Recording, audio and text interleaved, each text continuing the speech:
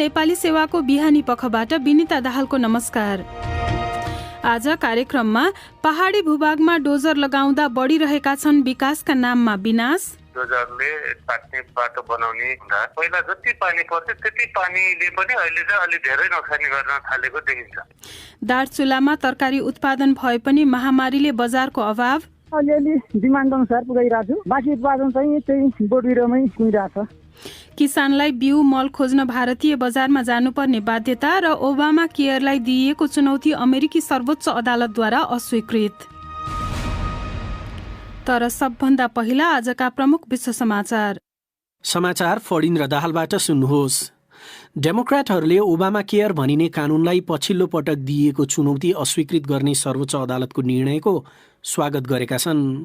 Republican नेतृत्वमा रहेका राज्यहरूले 3 करोडभन्दा बढीलाई बिमासम्म पहुँच दिएको एफोर्डेबल केयर एक्ट नामक कानूनलाई उल्ट्याउन माग गर्दै मुद्दा दायर गरेका थिए। तर न्यायाधीशहरूले निवेदकहरूसँग उक्त मुद्दा ल्याउने कानुनी आधार नभएको फैसला सुनाएका छन्। राष्ट्रपति बाइडेनले अदालतको आदेश अमेरिकी जनताका लागि ठूलो जित भएको बताएका छन्। पूर्व राष्ट्रपति बराक ओबामाले आफ्नो कार्यकालको एउटा महत्त्वपूर्ण कानून अझै रहिरहने सुनिश्चित भएको बताए। उक्त कार्यक्रम खारेजीको मागलाई तेस्रो पटक अदालतले अस्वीकार गरेको हो। राष्ट्रपति बाइडेनले अमेरिकामा दासत्व समाप्त भएको दिनको सम्झनामा सार्वजनिक बिदा दिने विधेयकमा हस्ताक्षर गरेका छन्। उक्त निर्णय आफ्नो कार्यकालकै सबैभन्दा सम्मानित कदम भएको उनले बताए। कांग्रेसले अत्याधिक बहुमतले उक्त प्रस्तावलाई समर्थन गरेको थियो। सन् 1865 को जुन 19 उत्तरी अमेरिकी राज्यहरूले दासत्व विरुद्धको युद्धमा दक्षिणलाई पराजित गरेका थिए। त्यो दिन दास बनाएर राखिएका अमेरिकीहरूलाई ग्याल्भस्टन टेक्ससमा स्वतन्त्र भएको जानकारी दिइएको थियो। जुन महिना र 19 तारिकलाई मिलाएर उक्त दिनलाई जुनटिन्थ भन्ने गरिन्छ। जुनटिन्थको 2 दिन अघि बाइडेनले कानूनमा हस्ताक्षर गरेका हुन्। आइभरी कोस्टका पूर्व राष्ट्रपति लोरान बाग्बो मानवता विरोधी अपराधको आरोपबाट उन्मुक्ति पाएर 1 दशकपछि स्वदेश फर्किएका छन्। उनले आफूलाई विमानस्थलमा स्वागत गर्न आएका समर्थकहरूलाई सम्बोधन गरेनन्, तर पछि एउटा पत्रकार सम्मेलनमा घर फर्केकोमा प्रसन्नता जनाए। चुनावमा पराजित भएपछि पनि बाग्बोले सन् 2010 सत्ता छाड्न अस्वीकार गरेपछि त्यसले आइभरी कोस्टमा छोटो अवधिका लागि गृहयुद्ध निम्त्याएको थियो, जसमा 3000 मानिसले ज्यान गुमाएका थिए। उनको फिर्तीले मेलमिलापको प्रयासलाई बढावा दिने उनका समर्थकहरूले बताइरहेका छन्। जापानका अधिकारीहरूले आगामी महिना हुने टोकियो ओलिम्पिक्समा खटिने करिब 18,000 व्यक्तिहरूका लागि खोप अभियानको थालनी गर्दैछन्। आयोजक कमिटीका प्रमुखले मुख्य रूपमा खेलाडीहरूसँग निरन्तर सम्पर्कमा रहने रेफ्री, ओलिम्पिक ग्रामका कर्मचारी र एन्टी डोपिङ अधिकारीहरूलाई खोपले लक्षित गरेको बताएका छन्। ओलिम्पिक रङ्गशालामा बढीमा 10,000 समर्थकलाई प्रवेश दिइने भनिए पनि त्यसबारे अर्को साता अन्तिम निर्णय लिइनेछ। इजरायली सेनाले गाजा स्ट्रिपमा 3 रातमा दोस्रो पटक हवाई आक्रमण गरेको छ। इजरायली डिफेन्स फोर्सले हमासको सैनिक परिसरको हाता र रकेट प्रहार गर्ने क्षेत्रलाई निशाना बनाएको बताएको छ। र उत्तर कोरियाली नेता किम जोङ उनले उनको देशले संयुक्त राज्य अमेरिकाको बाइडेन प्रशासनसँग संवाद र मुठभेड दुवैका लागि तयारी गर्नु आवश्यक रहेको बताएका छन्। वरिष्ठ नेताहरूको बैठकमा उनले शान्तिपूर्ण वातावरणको सुनिश्चितता र देशको आत्मसम्मानको संरक्षणका लागि उत्तर कोरियाले पूर्ण रूपमा मुठभेडको पनि तयारी गर्नुपर्ने बताए। यो बीबीसी नेपाली सेवा हो।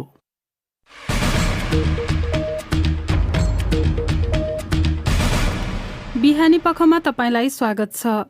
पछिल्ला वर्षहरूमा पहिरोका कारण नदी र खोलाहरूमा पानी थुनिने र एकाएक फुटेर तल्लो भागमा ठूलो बाढी आउने क्रम बढ्दै गएको राष्ट्रिय विपद जोखिम न्यूनीकरण तथा व्यवस्थापन प्राधिकरणले जनाएको छ। नदी र खोलालाई आधार बनाएर सडक निर्माण गर्ने क्रम बढेसँगै यस्ता घटना पनि बढ्दै गएको बताइएको छ। खोला र नदीहरू थुनिए बिस्तारै त्यसलाई निकास दिन आवश्यक पर्ने विशेष प्रकारका उपकरण प्राधिकरणसँग नरहेको र अन्य निकायको सहयोगमा सामान्य उपकरणबाटै निकास खोल्नुपर्ने अवस्था रहेको अधिकारीहरूको भनाइ छ। सुनौ नेत्र केसीको यो रिपोर्ट। महाकाली नदी होस् कि सेती नदी अनि अन्य भूभागमा बग्ने खोलाहरू वर्षा मौसमका बेला पहिरोका कारण थुनिएका विवरण सार्वजनिक हुने गरेका छन्। हालै सिन्धुपाल्चोकको मेलम्चीमा आएको बाढी पनि पहिरोले थुनिएपछिको हो कि भन्ने आशंका गरिएको छ। बाढी आउनु पूर्व नदीको बहाव केही घटेको देखिएकाले त्यस्तो आशंका गरिए पनि अध्ययन भने बाँकी रहेको अधिकारीहरूको भनाइ छ। पछिल्ला वर्षहरूमा पहिरोका कारण नदी थुनिने र ताल बनेपछि बाँध धान्न नसकेर फुट्ने अनि तल्लो भूभागमा बाढी आउने क्रम बढ्दै गएको राष्ट्रिय विपद जोखिम न्यूनीकरण तथा व्यवस्थापन प्राधिकरणले जनाएको छ।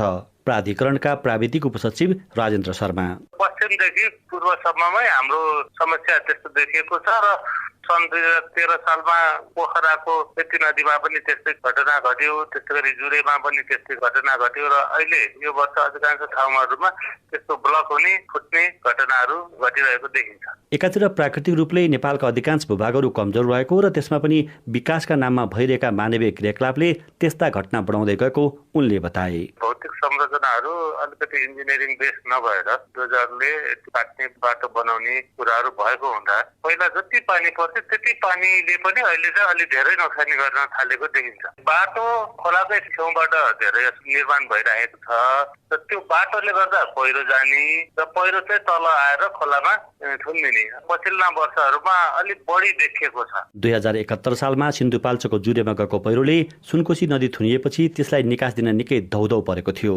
अहिले पनि त्यसरी नदी थुनिएमा बेलैमा सहज निकास दिन सक्ने उपकरणको भने अभाव रहेको बताइएको छ। राष्ट्रिय विपद जोखिम न्यूनीकरण तथा व्यवस्थापन प्राधिकरणका कार्यकारी प्रमुख अनिल पोखरेल, नदी योजनाको रोडको प्रयोगहरू लिएर हामीहरू नदी प्रणालीहरू थुनेको अवस्था खोल्ने भनेर यदि कार्ययोजनामा छ। त्यो बाहेक छुट्टै उपकरण अलिक थप किन्ने भन्ने हिसाबबाट चाहिँ हामीले त्यो लेभलको डिटेल्सहरू चाहिँ राखेका छैनौँ। त्योभन्दा बाहेक माथि जानु पर्यो भने हामीहरूले अरू इन्टरनेसनल एसिस्टेन्स खोज्नुपर्छ। त्यो नै एउटा उपाय हो। पहिरोका कारण नदी खोला थुनिएमा तल्लो तटीय क्षेत्रमा बस्ने मान्छेहरूलाई पूर्व सूचना प्रणालीका आधारमा सुरक्षित स्थानमा सार्ने गरी योजना बनाइएको उनको भनाइ छ। तर केही समय मात्र थुनिएर फेरि फुटेर बाढी आउने जोखिम भने सबै खोला नदीमा कायमै रहेको बताइएको छ। नेत्र केसी, BBC, काठमाडौँ। सुदूरपश्चिमको दुर्गम जिल्ला दार्चुलामा व्यावसायिक तरकारी खेती त्यसै पनि चुनौतीपूर्ण थियो। त्यसमाथि कोरोना भाइरसको महामारीले गर्दा भएको उत्पादन पनि बजारको अभावमा चौपट भएको कृषकहरूको गुनासो छ। सुनौ दार्चुलाबाट मन्जु कल्यालले पठाएको यो रिपोर्ट। दार्चुला जिल्लामा 1564 हेक्टर क्षेत्रफलमा तरकारी खेती गर्ने गरिएको छ। 615 हेक्टर क्षेत्रफलमा बर्खे तरकारी खेती गर्ने गरिएको छ भने 340 हेक्टर क्षेत्रफलमा हिउँदे तरकारी खेती गर्ने गरेको कृषि ज्ञान केन्द्र दार्चुलाले जनाएको छ। यस्तै 331 हेक्टर क्षेत्रफलमा बेमौसमी तरकारी खेती गर्ने गरेको भए पनि कोरोना भाइरसका कारण यति बेला किसानको उब्जनी बारीमै खेर जान थालेको दुह गाउँपालिका वडा नम्बर 3 का कृषक ललित बमले भने। बन्दले गर्दा नि खासै बजारतिर सागपातहरू पुगाउन सकिएको छैन। अलिअलि डिमान्ड अनुसार पुगाइरहेको छु, बाँकी उत्पादन चाहिँ त्यही बोटबिरुवामै कुइरहेको छ। विगतमा कृषकहरूले तरकारी पनि धेरै उत्पादन गर्ने गरेको भए पनि कोरोना भाइरसका कारण उत्पादनमा पनि कमी आएको महाकाली नगरपालिकाका कृषक जगत चैसिरले भने। कोरोनाको कारणले गर्दा चाहिँ अलि समस्या चाहिँ परेको हो हैन। तरकारीको उत्पादन सामान्य अवस्थामा भन्दा अहिले कोरोना पिरियडमा विगतको भन्दा अलि कम छ। कृषकहरूले काँक्रा, काउली, धनिया, हरियो सागपात, टमाटर, आलु, भिन्टा, फर्सी लगायतका धेरै तरकारीहरू उत्पादन गर्ने गरेका छन्। उत्पादित तरकारीले बजार नपाउँदा दुह गाउँपालिकाले बजारीकरणमा सहयोग तथा सहजीकरण गर्न प्रत्येक वडामा कृषि प्राविधिकहरूलाई जिम्मेवारी दिएको छ। दुह गाउँपालिका वडा नम्बर 3 का कृषि प्राविधिक सन्तोष बम भन्छन्। अहिले हाम्रो खास भनेको चाहिँ स्थानीय बजार हो, कहिले काहीँ हिकिलासम्म पुगिरहेछ। अहिले अब बन्दको कारणले गर्दा अब डिमान्ड अनुसार मात्र लग्नु परिरहेको छ। जिल्लामा उत्पादित तरकारीको खपत हुने बजार नै जिल्ला सदरमुकाम खलङ्गा र भारतको धारचुला बजार रहेको छ। साथै यति बेला जिल्लामा उत्पादित तरकारीहरूलाई बजारसम्म ल्याउन कृषि ज्ञान केन्द्र दार्चुलाले पनि पहल थालेको छ। कृषि ज्ञान केन्द्र दार्चुलाका प्रमुख प्रकाश कुमार पन्त भन्छन्। हाम्रो गाडी जाने ठाउँसम्म छ भने हामी चाहिँ आफ्नै गाडी पठाएर पनि बजारसम्म ल्याइदिन्छौँ र यदि हाम्रो गाडी जान सक्दैन भने अन्य गाडीबाट पनि हामीले ढुवानी बेहोर्नु पर्छ भने हामी चाहिँ के हदसम्म चाहिँ ढुवानी पनि बेहोर्न सक्छौँ भनेर किसानहरूलाई चाहिँ भनिरहेका छौँ। विगतमा तरकारीबाट राम्रो आम्दानी गर्ने कृषकहरूले यति बेला राम्रो आम्दानी गर्न नसकेको उनीहरूको भनाइ छ। मन्जु कल्याल, BBC, दार्चुला। सुदूरपश्चिमपछि प्रदेश नम्बर 2। धान, मकै तथा उखुको बाली लगाउन सुरु भएपछि प्रदेश नम्बर 2 का अधिकांश जिल्लाका किसानहरूले बिउ मल खोज्न भारतीय बजारमा जानुपर्ने बाध्यता रहेको बताएका छन्। निषेधाज्ञाका कारण बजार बन्द रहेको तथा गाउँघरका बजार तथा सम्बन्धित निकायबाट पनि प्रत्येक वर्ष चाहिँ यस वर्ष पनि बिउ मल नपाएका कारण त्यस्तो अवस्था आएको उनीहरूको गुनासो छ। प्रदेश र स्थानीय सरकारले कृषिमा करोडौं रकम विनियोजन गरे पनि किन त्यस्तो? वीरगञ्जबाट माधुरी महतोको यो रिपोर्ट। प्रदेश 2 सरकारले हरेक वर्षको नीति तथा कार्यक्रममा कृषिको विकास, आधुनिकीकरण तथा किसानलाई सहजताका लागि विभिन्न कार्यक्रमहरू उल्लेख गरिएको पाइन्छ। तर किसानहरूले भने ती कागजमै सीमित कार्यक्रमका कारण प्रत्येक वर्ष हैरानी खेप्नु परेको गुनासो गर्छन्। सर्लाही गोडेटाका कृषक वीरेन्द्र प्रसाद भन्छन्, खादको समस्या त दुनियाको समस्या हैन। मलखाद बिउको त धेरै समस्या छ नि, पाइँदैन कहिले पनि समयमा, अनि भारत गएर लिएर आउने गरेका छौँ। अब डिलरले दिँदैन अनि के गर्नु? 45 किलोको बोराको 1200 रुपियाँमा खरिद गरेर रोपाई गर्नु पर्यो।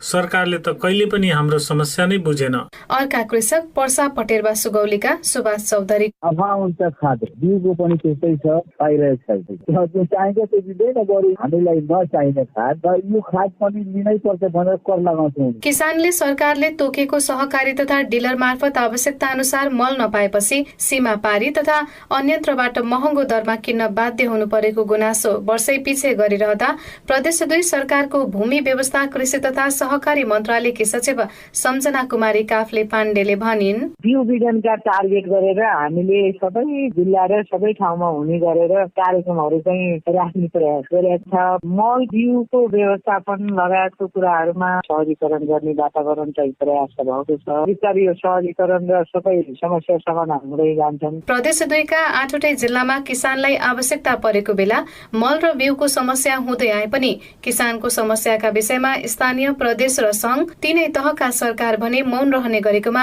अब सरकारले समयमा नै किसानको समस्या समाधान नगरे बिस्तारै उर्वरा जमिन मरुभूमिमा परिवर्तन हुन सक्ने भन्दै यस सम्बन्धमा सरकारले सुधार योग्य कदम चाल्न किसानहरूले आग्रह गरेका छन्। माधुरी महतो, BBC वीरगञ्ज।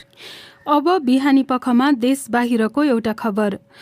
अमेरिकी सर्वोच्च अदालतले पूर्व राष्ट्रपति डोनाल्ड ट्रम्पको साथ पाएर रिपब्लिकन नेतृत्वमा रहेका राज्यहरूबाट पूर्व राष्ट्रपति बराक ओबामाको स्वास्थ्य नीतिलाई दिइएका चुनौती खारेज गरिदिएको छ। ओबामा केयर भनिने स्वास्थ्य स्याहारमा पहुँच सम्बन्धी ऐन कानूनी चुनौतीबाट सन् 2010 यता जोगिएको यो तेस्रो पटक हो।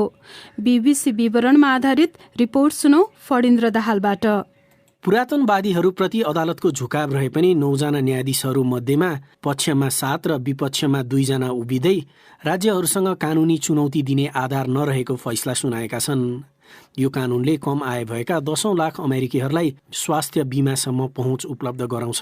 बिहिबारको फैसलाले उक्त कानूनका मुख्य प्रावधान असंवैधानिक रहेको भन्ने दाबीबारे भने जवाब दिएको छैन। टेक्सस र 17वटा अरू रिपब्लिकन शासन भएका राज्यहरूले उक्त कानूनी चुनौती दायर गरेका थिए। सन् 2016मा राष्ट्रपतिमा निर्वाचित भएका ट्रम्पले उक्त कानून खारेज गर्ने प्रतिबद्धता जनाएका थिए। रिपब्लिकनहरूले संसदको दुवै सदनमा आफ्नो नियन्त्रण हुँदा त्यसलाई उल्ट्याउने प्रयास गरेका भए पनि विफल भएका थिए। बीबीसीका उत्तर अमेरिका संवाददाता एन्थनी जर्कर भन्छन्, रिपब्लिकनको नियन्त्रण रहेको टेक्सस राज्यको नेतृत्वमा रूढिवादी समूहहरूले एफोर्डेबल केयर सम्बन्धी कानूनलाई पूर्ण रूपमा समाप्त पार्न चाहेका थिए। तर सर्वोच्च अदालतको आरामदायी मत अन्तर सहितको निर्णयले उनीहरूको प्रयासलाई अंकुश लगाइदिएको छ। तल्ला संघीय अदालतहरूमा रहेका पुरातनपन्थी झुकावका कारण भविष्यमा पनि कानूनी चुनौती आउन सक्ने भए पनि सर्वोच्च अदालत उक्त कानूनलाई समाप्त पार्न इच्छुक नभएको जर्करको ठम्याइ छ। सदनबाट पनि उक्त कानून खारेज गर्ने प्रयास विफल भएको उल्लेख गर्दै उनले अब ओबामा केयरको भविष्य सुनिश्चित देखिएको बताए। BBC विवरणमा आधारित रिपोर्ट प्रस्तुत गर्दै थिए फणिन्द्र दाहाल।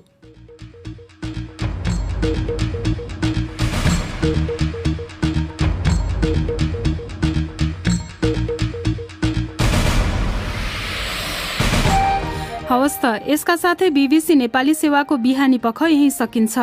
बेलुकी 9:15 बजे साँझ पख लिएर हामी फेरि उपस्थित हुनेछौँ। त्यस बेलासम्मका लागि हामी सबैलाई बिदा दिनुहोस्। नमस्कार।